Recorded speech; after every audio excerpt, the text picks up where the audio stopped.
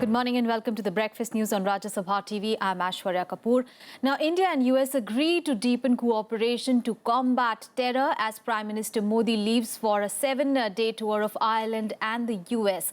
Well, that's a big story. Also in the top international story, now EU has approved relocating 120,000 migrants, but the opponents are furious. More on that as well. But first up, the headlines. Prime Minister leaves on two-nation tour to Ireland and the US. Modi becomes first Indian leader to visit Ireland in 60 years. Ahead of Prime Minister's second US visit after assuming power, India and the US agree to cooperate in areas of climate change, military security and counter-terrorism during first strategic and commercial dialogue in Washington. Last day of filing nominations for the first phase of polls in Bihar. Grand Alliance of RJD, JDU Congress yet to announce names of candidates. And European Union pushes through controversial deal to relocate 120,000 refugees despite fierce opposition from eastern EU states. Well, our top focus, the Prime Minister has left on a two-nation tour of Ireland and the US. Now, this is a 7-day tour and Narendra Modi has become the first Prime Minister to visit Ireland in 60 years. Now, he has a jam-packed schedule in the US where apart from addressing the Sustainable Development Summit, Modi will also meet Facebook CEO Mark Zuckerberg. His meeting with the US President is slated for 28th of September. This will be the first visit by an Indian leader to Ireland in almost 60 years. In the first leg of his 7-day trip, the Prime Minister will hold talks with his Irish counterpart, Enda Kenny. He will also interact with the Indian community in Dublin. On his Ireland visit, Modi said, and I quote, "We hope to further develop strong people-to-people and economic ties with Ireland in the years to come," unquote. The Prime Minister then leaves for New York, his second to the US since he assumed power last May. Narendra Modi will address the Sustainable Development Summit hosted by UN Secretary-General Ban Ki-moon on September 25 in New York. New and ambitious post-2015 development agenda will be adopted at the meet, which will also be addressed by Pakistani Prime Minister Nawaz Sharif on September 27. Modi will also participate in a summit on peacekeeping being hosted by US President Barack Obama. Modi then travels to San Francisco on September 26 and 27. The Prime Minister will also be meeting several world leaders and have interactions with leading investors and financial sector firms. There will be a working dinner where major Fortune 500 companies will be present to deliberate on investment opportunities in India. He will also visit the Facebook headquarters for a town hall Q&A with its CEO Mark Zuckerberg. Modi will also visit the Google campus and Tesla Motors. In San Jose, he will interact with the Indian community on September 27. Modi will return to New York on September 28 for a meeting with the US President Barack Obama. Sounding a positive note ahead of his US visit, Modi said, "This visit seeks to build on the sustainable ground covered during my last visit to the US and President Obama's visit to India early this year. I am sure my US visit will be fruitful and further deepen the bond between the world's oldest and largest democracies." The Prime Minister's visit to America is to get more foreign direct investment and make the Make in India program a huge success. American collaboration with that program in terms of skills, in terms of technology and in terms of investment is very, very crucial. And I expect the Prime Minister's visit to lay new benchmarks really for our engagement with the United States. The Prime Minister will not address the UN General Assembly this year. External Affairs Minister Sushma Swaraj will be addressing the UNGA on India's behalf on October 1st. Bureau Report, Rajya Sabha TV. And here is how the Prime Minister's visit is being viewed in the United States. What is noteworthy is that this is Modi's second visit to the US since coming to power. Seen recently a major report put out by the Peterson Institute that talks about what is at stake for India and how much India can grow and benefit through trade liberalization. I think the U.S. is expecting India to play a stronger role, especially in the Asia-Pacific region. That's our area of focus. The relationship between U.S. and India is full of hope and opportunity. I see us having a lot of partnerships in the future, both around our economies, around creating a stable Asia, and also in science. And India and the US held their first strategic and commercial dialogue on Tuesday and agreed to cooperate in the areas of climate change, maritime security and fight against militancy ahead of Prime Minister Narendra Modi's US visit. Here are the details. The Indian delegation, led by Foreign Minister Sushma Swaraj, and the US side, led by Secretary of State John Kerry, signed a memorandum of understanding on energy security, climate change and clean energy. Kerry said that the two countries were committed on reaching a comprehensive agreement on climate change at the United Nations Climate Change Conference in Paris, slated to be held in November this year. Both of our governments are firmly committed to reaching a truly meaningful, truly comprehensive and truly ambitious climate agreement in Paris later this year. And that is absolutely critical. It reflects the responsibility of world leaders to show the way on problems that profoundly affect not just our countries, but all of the citizens of this planet. Both countries also pledged commitment to combat international militancy. We have agreed to step up our cooperation in fighting the menace of terrorism. We have recognized the threat posed by Lashkar-e-Taiba and other groups operating from safe havens in our region, and the need for Pakistan to bring to justice the perpetrators of the 2008 Mumbai attacks. I'm happy that we have been able to conclude a joint declaration on combating terrorism to expand our counter-terrorism partnership. During the talks earlier in the day, Sushma said that it was busy times in the India-US relations, adding that the summit was an opportunity to assess where the two nations stood on the goals they set. In my meeting with Secretary Kerry earlier this morning, we shared our strategic priorities, interests and concerns on issues of mutual interest, including security and counter-terrorism, convergences in India's Act East policy, and the US rebalance in Asia.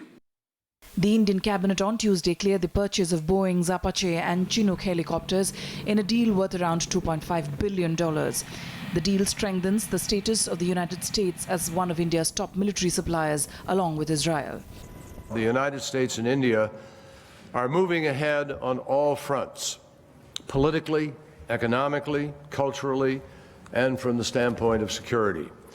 So, my colleagues, I am really pleased to open our first US-India strategic and commercial dialogue. And we have elevated this commercial component of our dialogue for a simple reason, because in today's era, foreign policy is economic policy and economic policy is foreign policy. They are two sides of the same coin. The two sides also agreed on a joint initiative to train troops in 6 African countries before they deploy to UN peacekeeping missions, a renewed joint commitment to maritime security, international law and the peaceful resolution of disputes in the Asia-Pacific and the Indian Ocean regions. Bureau Report, Rajya Sabha TV. All right, now let's switch gears and talk about the Bihar Assembly elections.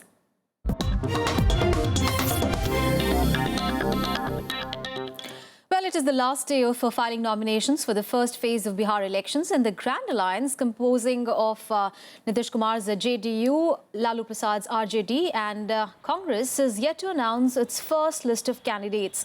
Now, they were slated to hold a joint press conference on Tuesday to make the announcement. According to reports, Congress has finalized around 15 candidates out of the 41 seats that it is contesting in Bihar.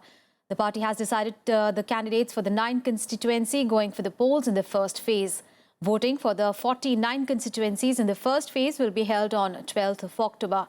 The Grand Alliance reached a consensus on a seat distribution with the JDU and the RJD to contest 101 seats each, while the Congress will put up candidates in 41 seats.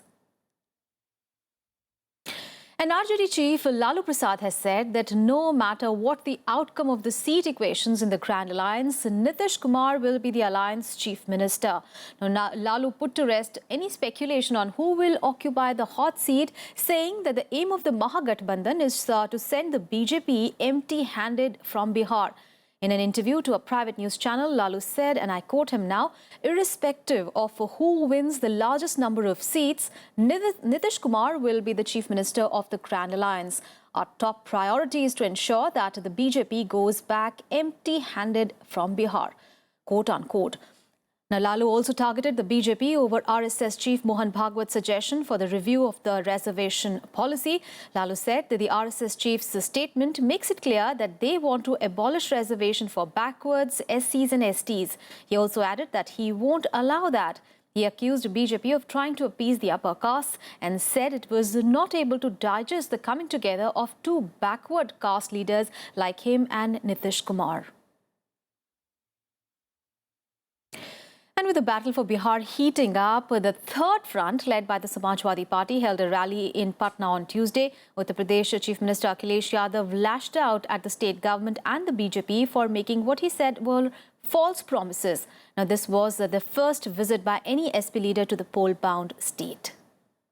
Uttar Pradesh Chief Minister Akhilesh Yadav was in Patna today, where he addressed a joint function of workers of the Samajwadi Party, the NCP and other parties. The alliance is being touted as the third front. Netaji का धन्यवाद दूंगा, केवल नेताजी का भी धन्यवाद दूंगा कि उन्होंने कम से कम एक मंच पे लाने का काम किया है। सवाल ये नहीं कि गठबंधन क्या है, महागठबंधन किसका है,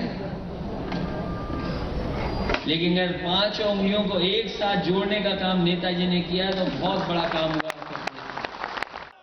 After his party exited the Nitish Lalu-led Grand Alliance over seat sharing, this was the first visit by any Samajwadi Party leader to the poll-bound state. बहुत बड़े-बड़े सपने दिखाए गए, मैंने सुना कि बहुत बड़े सपने दिखाए गए, और ऐसे सपने, ऐसे अच्छे दिनों के सपने जिसकी कोई कल्पना नहीं कर सकता, क्योंकि जमाना बदला है, मार्केटिंग और ब्रांडिंग का जमाना है। कोई कंपनी तय कर देती कि अच्छे दिन ऐसे आ सकते हैं, तो तय कर लिया उन्होंने कि अच्छे दिन ऐसे आएंगे। वो उस पार्टी का नारा नहीं था, वो ब्रांडिंग और मार्केटिंग वाली कंपनी का नारा था। Samajwadi Party had teamed up with 5 parties to contest as third front in the upcoming assembly polls. The alliance worked out a seat-sharing pact last week with SP contesting on 85 seats. NCP will contest on 40 seats, whereas Papu Yadav's outfit JAM will fight 64 constituencies. चुनाव लड़ने दीजिए, जनता का आशीर्वाद लेने दीजिए, जनता हम लोग को आशीर्वाद करेंगे, बैठ के हम लोग 1 मिनट में हम लोग का लीडर ठीक कर लेंगे। जिस उद्देश्य के लिए गठबंधन बना है, उस उद्देश्य की प्राप्ति हम कर सके। एक मजबूत तीसरा विकल्प बिहार की जनता को हम देंगे और आने वाले समय में आप इस बात को महसूस करेंगे कि जो हम लोग वादा करेंगे, जो हमारा चाहे वो घोषणा पत्र हो या विजन पेपर हो, उस पेपर को लेकर जो हम जाएंगे उसको हम लोग पूरा करेंगे। अगर बिहार की जनता ने हम पर विश्वास किया, हमको आशीर्वाद दिया, तो हम उसको पूरा करेंगे। Among the smaller alliance partners, SSP headed by former Union Minister Nagmani has been allotted 28 seats. Former Lok Sabha MP DP Yadav's newly floated electoral outfit SJDD is allotted 23 constituencies to contest, and the remaining 3 seats are left for former Parliament Speaker P.S. Sangma's NPP. Bureau Report, Rajya Sabha TV. And now on to our special ground report from Bihar. We focus on the Munger district, where the Ganga Rail-cum Road project has been under construction for a very long time. Well, this district is surrounded by the Ganga from 3 sides, and transportation is a major issue here. This lack of infrastructure has slowed down development here. Munger district in Bihar is among the worst when it comes to law and order. Apart from the Naxal issue, illegal weapons manufacturing and robbery is common here. Lack of development is one of the main reasons for this. The area is completely cut off from northern Bihar. Munger is surrounded by the Ganga on the 3 sides, making it almost like an island. People have to use the river to travel to other places. That is the reason why things needed for day-to-day life is very costly here. With no industries, there is almost negligible employment opportunity and hence very little development. The Ganga River Rail-cum Road Bridge project that was started years ago is still incomplete. इस पुल के नहीं बनने से हमारे जो गाड़ियां आती है मुंगेर में, वो बड़ी गाड़ियां नहीं आ पाती है। बस एक ही रूट है जो कि पटना रूट से, अब बाकी हमारा ये मुंगेर टापू बन चुका है। इस पुल को नहीं बनने से पेट्रोल और डीजल 2 रुपया महंगा मिलता है, जिसके वजह से यहाँ के किसानों को और यहाँ के जो भी व्यवसायी हैं, जो भी कृषि करने वाले हैं, पेट्रोल डीजल के दाम बढ़ने से लोगों को पैसा ज्यादा देना पड़ता है। The need for the Ganga River Rail-cum-Road Bridge project has been raised since 1970. In 2007, the NDA government began construction for the bridge. It was to be completed by 2009. Due to delay in construction, the cost of the project escalated, leaving the project incomplete. This means anyone who wants to travel from Munger to neighbouring Khagaria, that is 20 kilometers away, or to Begusarai, that is 40 kilometers away, has to travel through Bhagalpur. This adds 100 kilometers to the journey. The ruling JDU blames the centre for delay in construction of the bridge, and the opposition accuses Chief Minister Nitish Kumar of being anti-development. Road का जो line है वो उस पर अभी काम नहीं हुआ, जिसके कारण जनता को नाव के सवारी से छोटी नौका से जाना पड़ता है। कभी कभी जो है नौका डूबती भी है। 7 वर्षों में पूरा हो जाना चाहिए था, आज 2015 हो गया है। 2009 में इस पुल पर चलने की व्यवस्था अटल जी ने कर दी थी, लेकिन यूपीए की सरकार आने के बाद लालू जी इस पुल को रोकने के लिए अंतिम दम तक प्रयास लगाए। This incomplete project could have been the bridge between deprivation and development for Munger, but it has now been reduced to a mere political tool. This is Pranav Goswami's report for Rajya Sabha TV.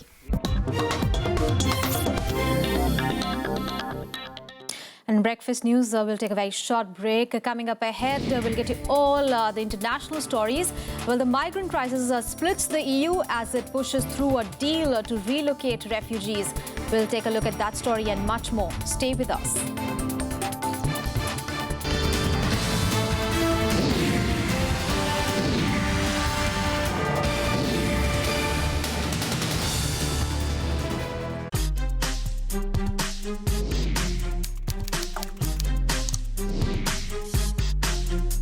Get live Rajya Sabha session.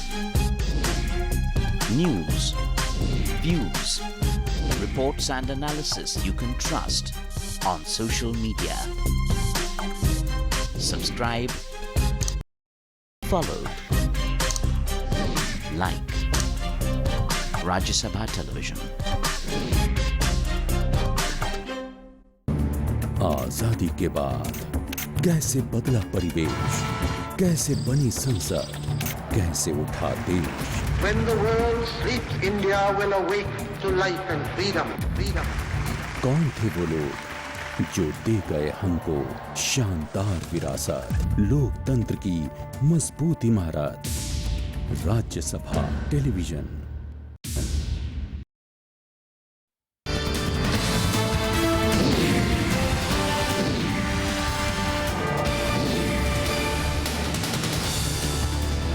Welcome back to Breakfast News. Now, the government has withdrawn its draft encryption policy after a public outcry.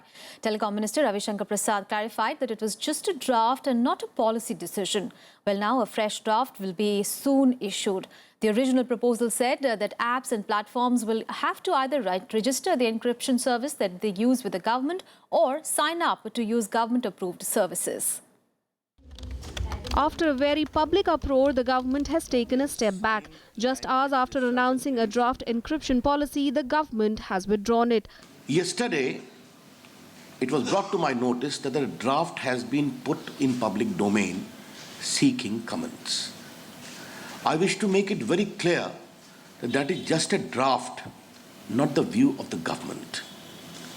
But I have noted some of the concerns expressed by certain enlightened segment of the public. The original draft stated that every message a user sends, whether it was through WhatsApp, SMS, email or other social media apps, must be mandatorily stored in plain text format for 90 days. The draft also said that these must be made available on demand to security agencies. The right of articulation and freedom we fully respect. At the same time, we need to acknowledge that the cyberspace transaction is rising enormously for individual, for businesses, for government, for company to company. The clarification that's come from the ministry is a step in the right direction. It's a recognition of the fact that there were some intrinsic problems in the draft encryption policy, and that's why the proposed exemptions have been granted. But while the exemptions have been so granted, the intrinsic problems in the policy, draft policy, still remain. If you have encrypted data, which is secure, which is protected in a way that hackers cannot hack it, you have to store a plain text copy so that if the security agencies want to access it, they can ask you for it and access it. The problem with that is that because you're storing a plain text copy, you are actually less secure. All modern messaging services, including WhatsApp, Viber, Line, Google Chat, Yahoo Messenger and others, come with a high level of encryption which security agencies find hard to intercept. The draft policy proposed to bring these under its purview. Bureau Report, Rajya Sabha TV. And now let's take a look at what all is expected through the day in our special segment, Day Ahead. Former Delhi Law Minister and AAP MLA Somnath Bharti, who faces arrest in case of domestic violence, is likely to move a Supreme Court for immediate relief after Delhi High Court rejected his plea for anticipatory bail yesterday. Bharti's wife, Lipika Mitra, had filed a complaint of domestic violence with the Delhi Commission for Women on 10th of June, alleging that her husband has been abusing her since their marriage in the year 2010. The Amethi court will hear the case of Arvind Kejriwal, who is charged for allegedly making an inflammatory speech during the 2014 Lok Sabha election campaign. In a relief to Delhi Chief Minister, the Supreme Court on Tuesday dispensed with, for now, his personal appearance before the court in Amethi. The monsoon session of Telangana Legislative Assembly and Council will start from today. Farmers' suicides due to agrarian distress, redesigning of irrigation projects and drought in parts of the state are expected to rock the monsoon session. Chief Minister K. Chandrasekhar Rao is expected to make a statement on the farmers' suicide issue. The Madras High Court will hear the CSK ban case today. The court on 27th of August refused interim relief to IPL team Chennai Super Kings, which in a petition had sought a stay on the 2-year suspension slapped on them by the Supreme Court appointed Justice Lodha Committee. The High Court also directed the BCCI and India Cements Limited, owners of Chennai Super Kings, to file comprehensive counter petition on the plea filed by banned franchise CSK. And on to our big international focus. Well, European Union ministers agreed to adopt a plan to relocate 120,000 migrants at an emergency meeting in Brussels. Well, the EU executive is eager to begin implementing the plan despite vehement opposition by some member states. Now, the 4 Eastern European countries have refused to accept the mandatory quotas. Overriding strong opposition from 4 Eastern European nations, the European ministers in Brussels adopted a plan to relocate the huge numbers of migrants coming in. The vote was backed by Germany and other big powers. Under the scheme, migrants will be moved from Italy, Greece and Hungary to other EU countries. At the same time, the European Commission pledged to address the root causes of the refugee crisis. Nous avons obtenu un accord au Conseil à une très large majorité, une majorité allant au-delà de celle prévue dans les traités. Nous aurions préféré une adoption par consensus, mais nous n'y sommes pas arrivés. In and by itself, the decision we took today is not going to solve the refugee crisis. But without this decision, I think we would not have been in a possibility to now take the next steps to make sure that we do better at protecting our external borders, that we do better at registering people immediately when they arrive, that we do better at making sure that people who have a right to asylum stay, but those who don't have the right to asylum are returned swiftly to where they came from. But Romania, the Czech Republic, Slovakia and Hungary voted against accepting mandatory quotas. Finland too abstained from the vote. But under EU law, they are now obliged to take part. They warned that such a scheme would be unworkable and could end in big ridicule for governments and EU authorities. Britain has already ruled out participating in a quota scheme, saying it will arrange its own plan to resettle migrants directly from refugee camps. Jsme přesvědčeni o tom, že je velmi důležité, aby si jednotlivé členské země Evropské unie v tomto směru udržely suverenitu, aby to byly jednotlivé vlády, které budou rozhodovat o tom, jak silný migrační proud bude směřovat na jejich území. We have announced that we will be taking more refugees direct from the Syrian refugee camps. We will be resettling those people in the UK over the next few years. That means we can help the most vulnerable people. The executive body said it will organize the necessary coordination with member states and the EU agencies to implement the mechanism on the ground. The scheme must now be ratified by EU leaders in Brussels on Wednesday. The decision at the emergency meeting will aid a total of 160,000 people in clear need of international protection in the coming 2 years. But given the large numbers arriving in Europe, the United Nations will probably have to revise the figures significantly. Bureau Report, Rajya Sabha TV. And more international news and updates in World Wrap. US military has asserted that Russia's military buildup in Syria appears to be limited to protecting its own forces. US Secretary of State John Kerry urged Russia and Iran to play a constructive part in finding a diplomatic solution to the 4-year-old conflict. Now, Kerry will meet with counterparts from Europe and the Middle East, including Russia and Iran, on the sidelines of the UN General Assembly next week to discuss ways to launch peace talks on Syria. Chinese President Xi Jinping arrived in Seattle on Tuesday for his first state visit to the United States. Jinping will be meeting business and technology leaders in Seattle and is expected to deliver a major policy speech on US-China ties. He will then head to Washington for talks with President Barack Obama and a series of summits at the United Nations. Cybersecurity is expected to feature prominently in this discussion. Burkina Faso's coup leader has defied an ultimatum to step down, saying that his forces will retaliate if attacked. Army chiefs have set a deadline for General Gilbert Diendéré to surrender or face an assault. He had seized power last week with the backing of the Presidential Guard, but the army has remained loyal to the deposed government. 11 regional leaders are holding emergency talks in Nigeria's capital, Abuja, to put together a peace plan. 9 people were injured as the students clashed with police in Mexico's violence-ravaged Guerrero. The students set fire to a truck as they continued protests over the missing of 43 trainee teachers almost a year ago. The protesters cite deep flaws in the government's investigation.